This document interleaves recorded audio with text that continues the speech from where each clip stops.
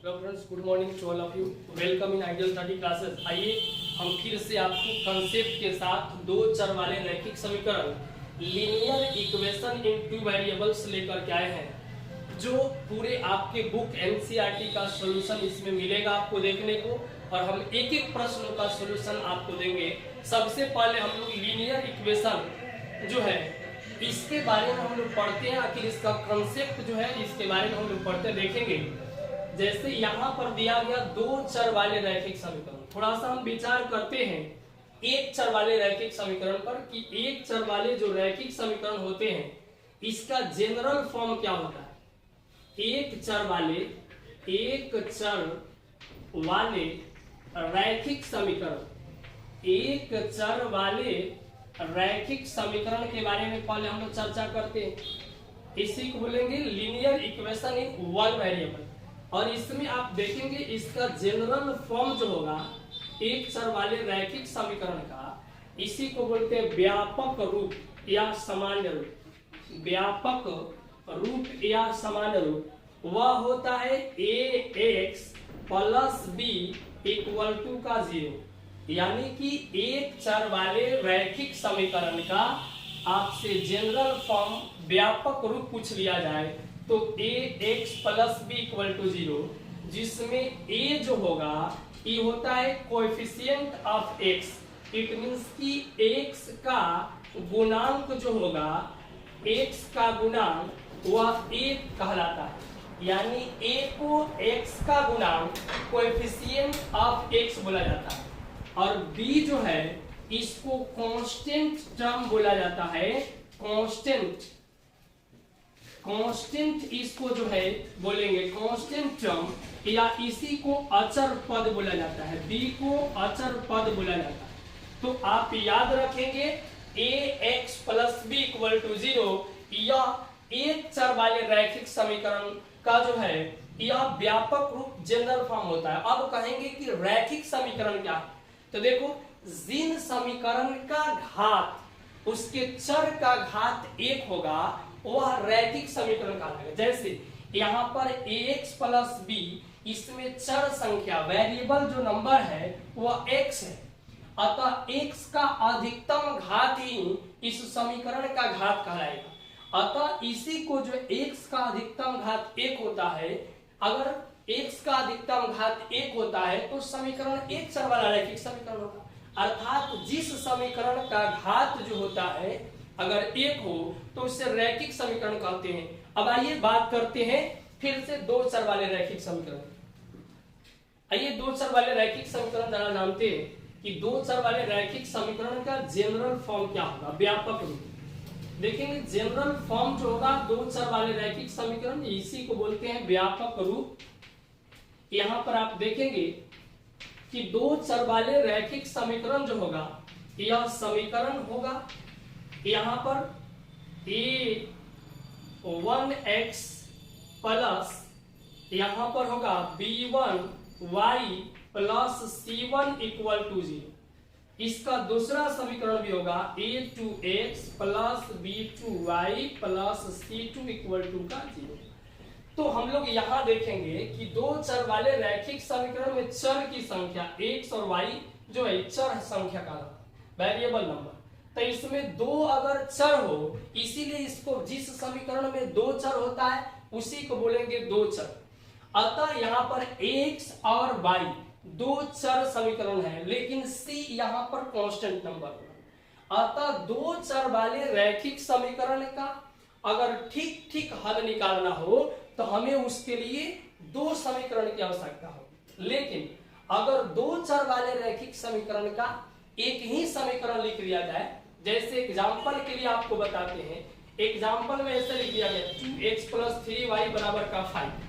ये आपका दो चर वाला रैखिक समीकरण तो है, लेकिन एक ही वो समीकरण दिया गया।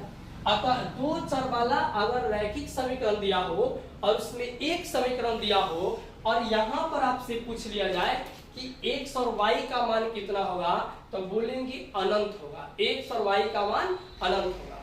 अर्थात याद रखेंगे कि दो चर वाले रैखिक समीकरण अगर एक वो समीकरण दिया गया हो तो x या y का मान अनंत होगा, लेकिन अगर दो चर वाला रैखिक समीकरण के ठीक ठीक हल निकालने के लिए हम लोग को दो समीकरण की आवश्यकता होगी, जो इस प्रकार से होगा a1x plus b1y plus c1 equal to 0, a2x plus b2y plus c2 equal to का 0।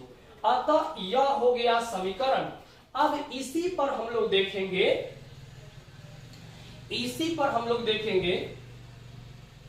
अब हम लोग देखते हैं इस समीकरण को। पहला जैसे आप देखेंगे इसमें अनुपातों की तुलना, कॉन्सेप्ट हम लोग पढ़ेंगे, अनुपातों की तुलना, अनुपातों की तुलना कि इनका अनुपात की तुलना करने पर क्या होगा। इसके बाद इसका ग्राफीय हल क्या होने वाला है यह देखें, ग्राफीय निरूपण।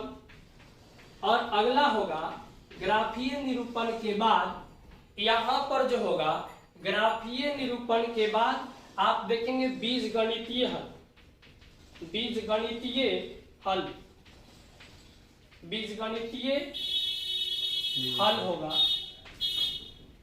बीजगणितीय हल। अब यहां तक आप देखेंगे कि सबका क्या होने वाला। आइए जरा कंसेप्ट देखते हैं अनुपात की तुलना का। जैसे यहां देखेगा, इसको पहला समीकरण है, यह दूसरा समीकरण है।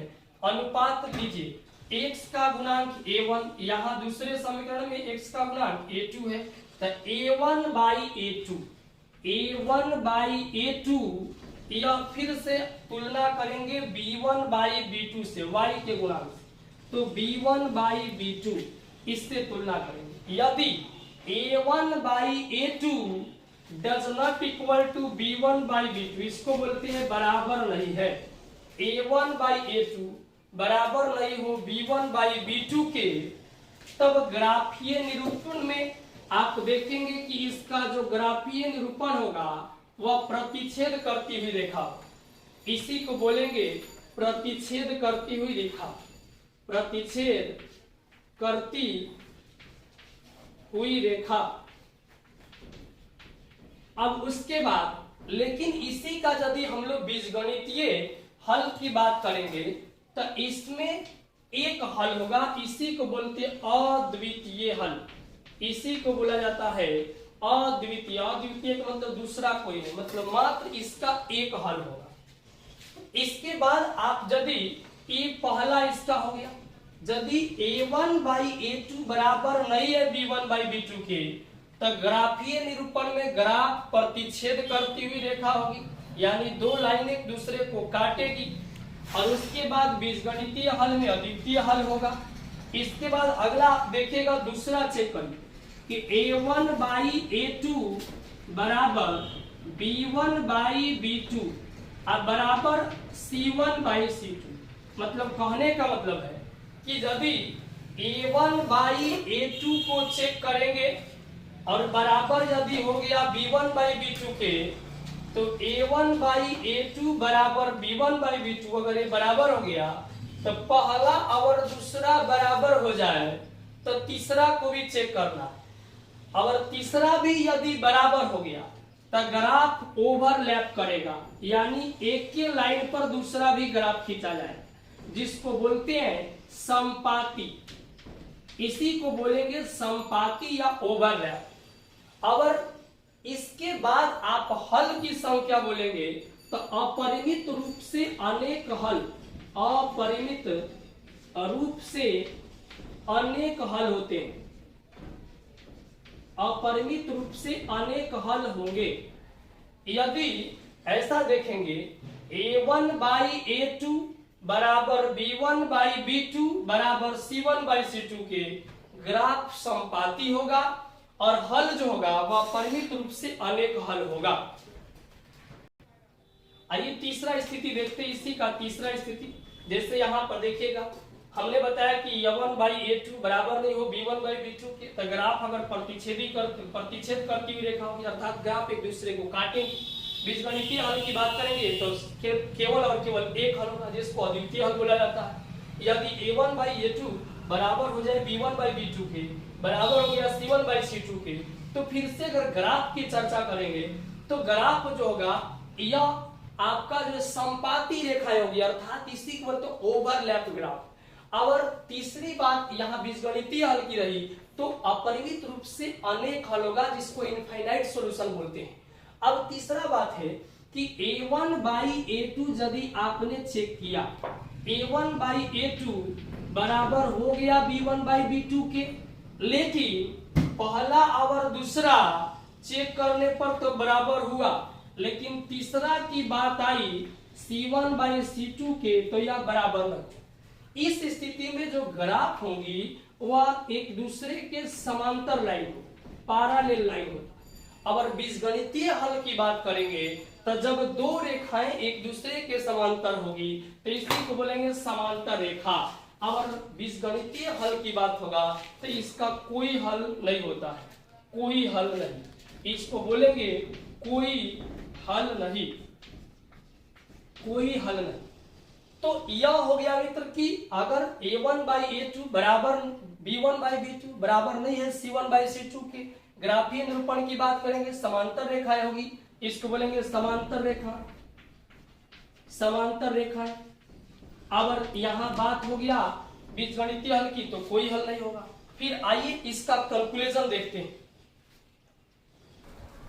चलिए आइए अब हम लोग देखते हैं फाइनली इसका कैलकुलेशन क्या है, निष्कर्ष क्या है इसके बारे में देखेंगे। यह समीकरण युग्म है, यह आपका समीकरण दिया गया है, इसमें अनुपात की तुलना भी हमने बताया, ग्राफीय निरूपण है, हलों की संख्या है, हलों की स्थिति की संगत होने वाला है या असंगत होने वाला है।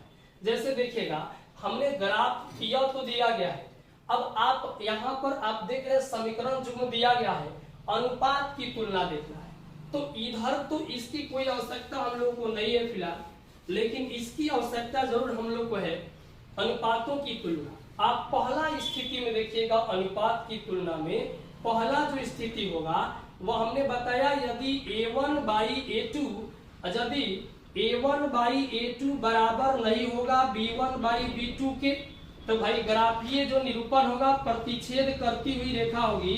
अगर किसी एक बिंदु पर जाकर एक दूसरे को दोनों रेखाएं काटेगी और इसी को बोलते हैं प्रतिच्छेद करती हुई रेखा।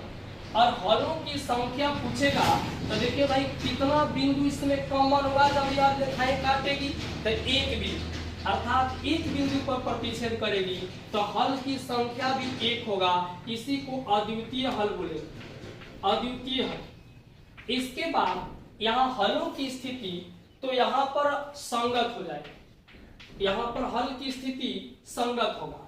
इसके बाद यदि दूसरी स्थिति चेक करेंगे कि a1 बाई a2 बराबर b1 बाई b2 और संयोग से c1 बाई c2 तीनों ही बराबर हो गया, तो जो ग्राफीय निरूपण होगा वह समपाती रेखाएं होगी। इसको एक लाइन पर ही दूसरी फिर से लाइन खींची जाएगी, अर्थात इसी को ओवरलैप ग्राफ बोलते हैं।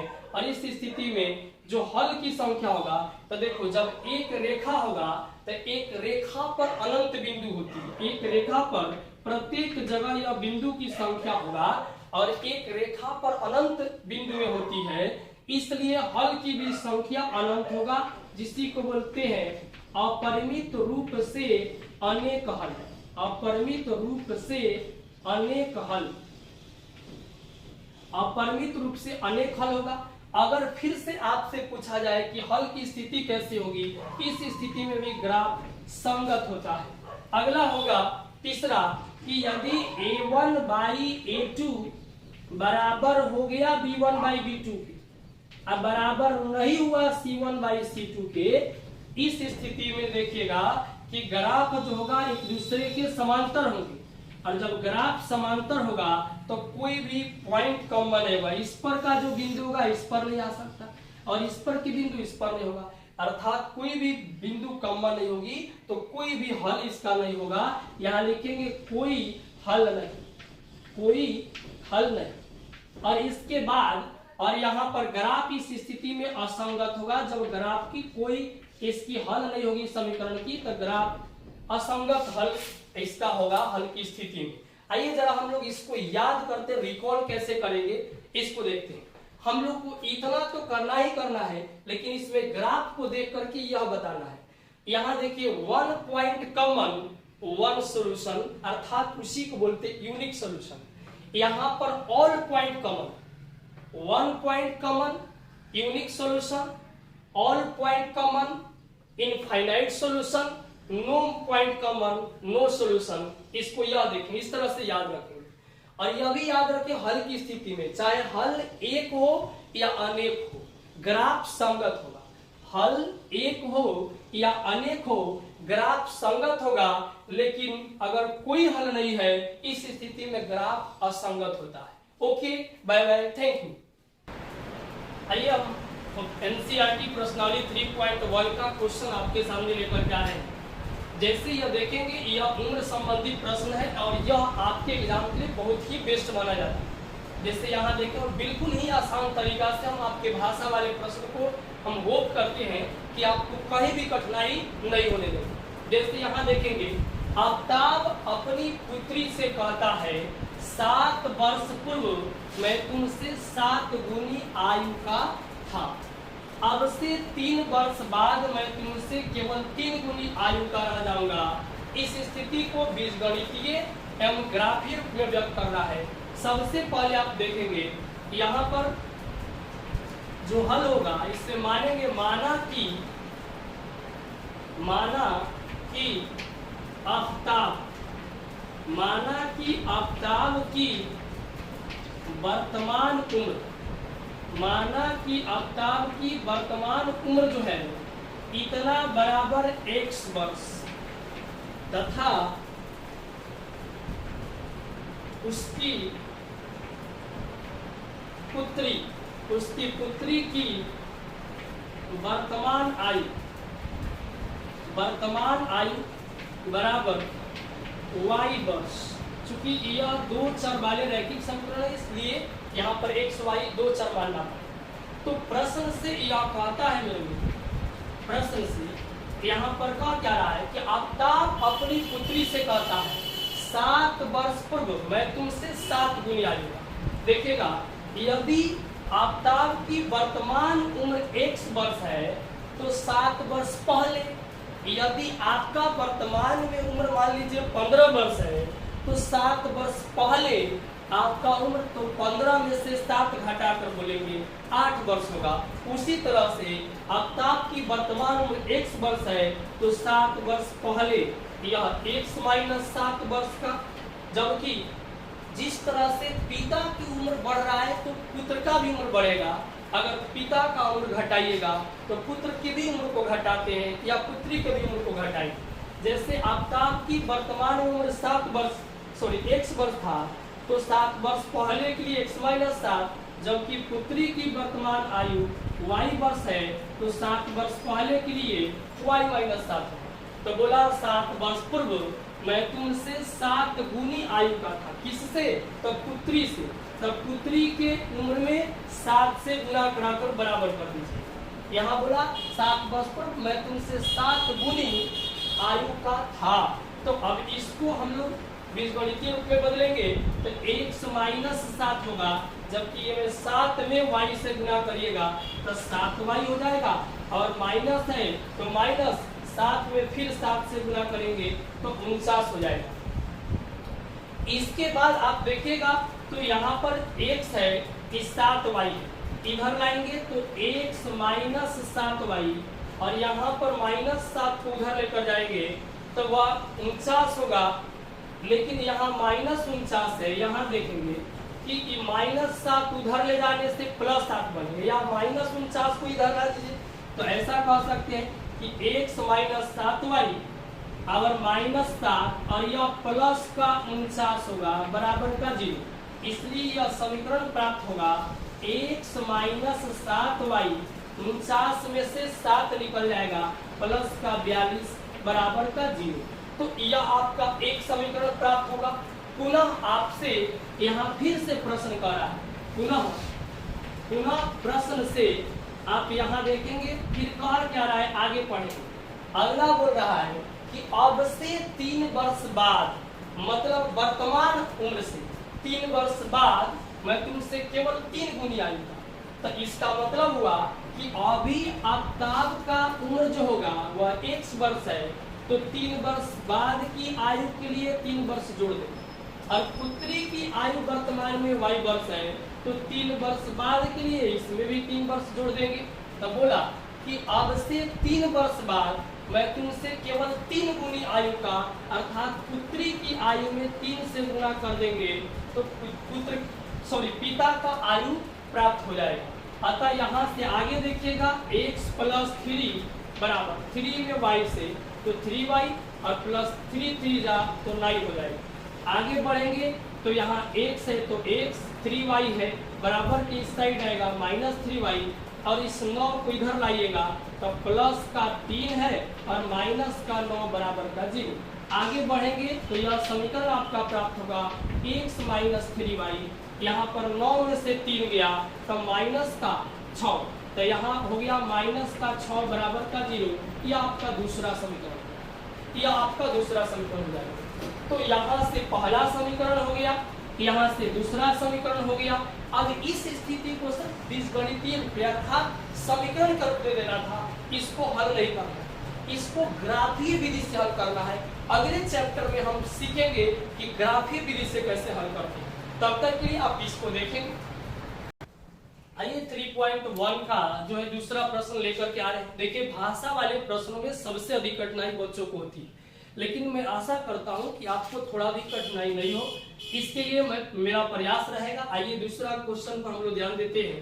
देखिए इसमें बोला गया क्रिकेट टीम के एक कोच ने 3900 रुपया में 3 बल्ले अर्थात बैट तथा 6 गेंदें खरीदी।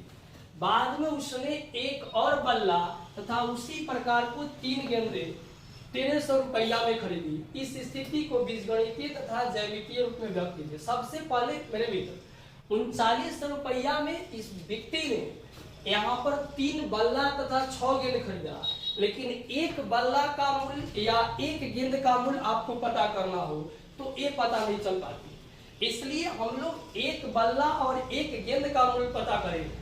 यहाँ मान लेंगे माना कि एक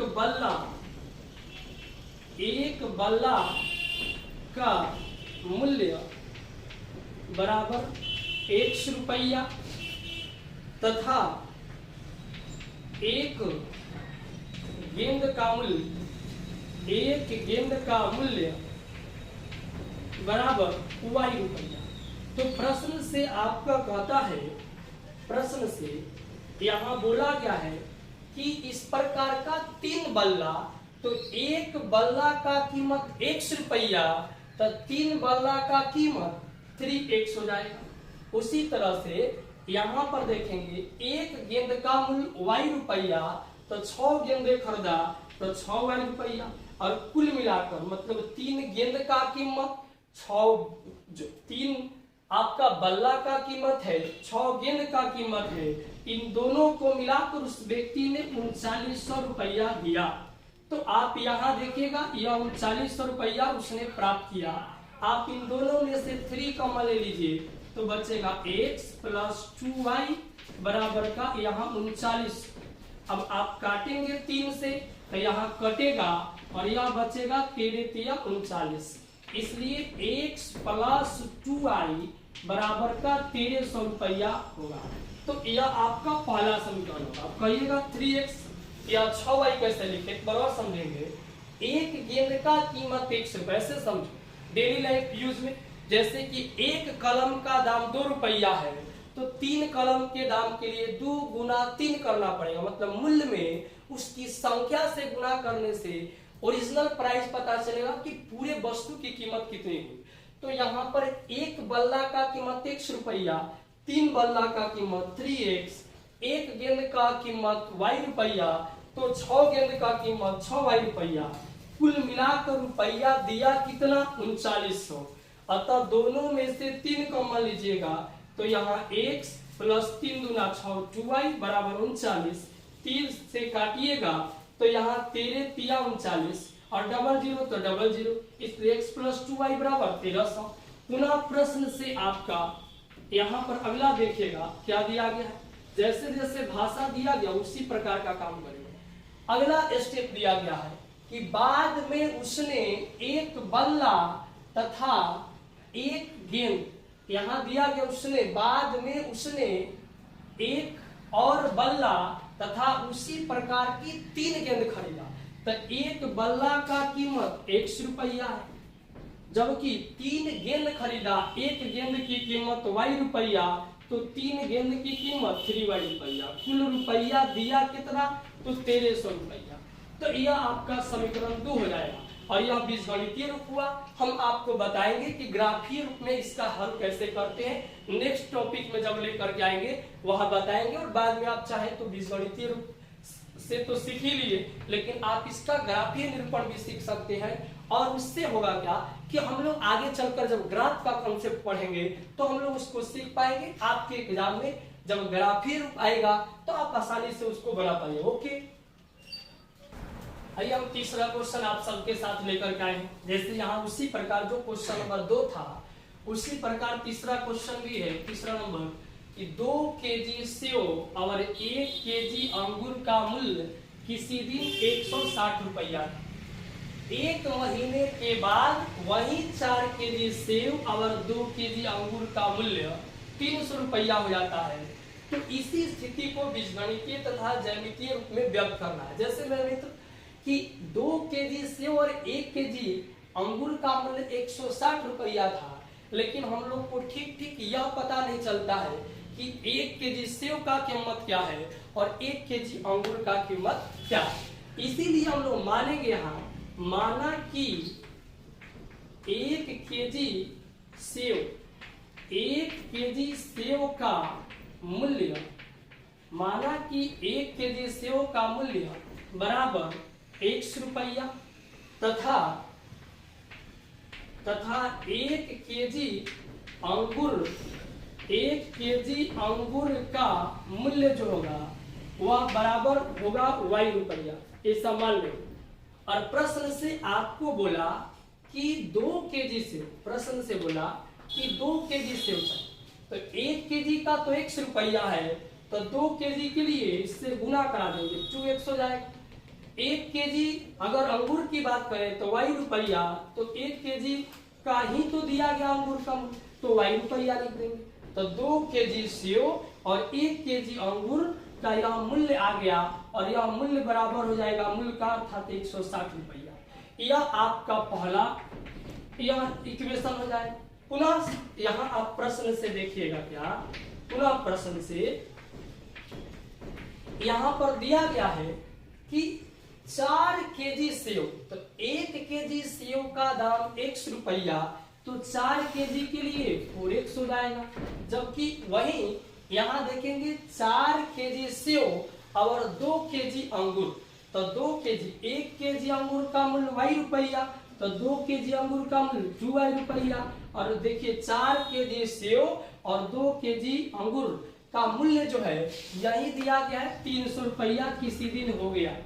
तो यहाँ आप चाहेंगे तो दोनों ही इक्वेशन में 2 कॉमन है, अतः यह x प्लस 2 कॉमन लीजिएगा तो 2x प्लस y और बराबर का यहाँ पर जो 300 है, तो 300 2 से काटेंगे तो यह 150 हो जाएगा। अर्थात यहाँ देखेंगे कि 2 दूना 4 प्लस 4x हो जाएगा प्लस 2y हो जाएगा, बराबर का 300 था, 2 से काट दिए 150, तो दूसरा समीकरण आपका फाइनली आ जाएगा। इसलिए लिखेंगे 2x प्लस का y, 2x प्लस y बराबर 150, जो कि आपका दूसरा इक्वेशन हो जाएगा। इससे x y का मान आप ग्राफीय विधि से भी निकाल सकते हैं।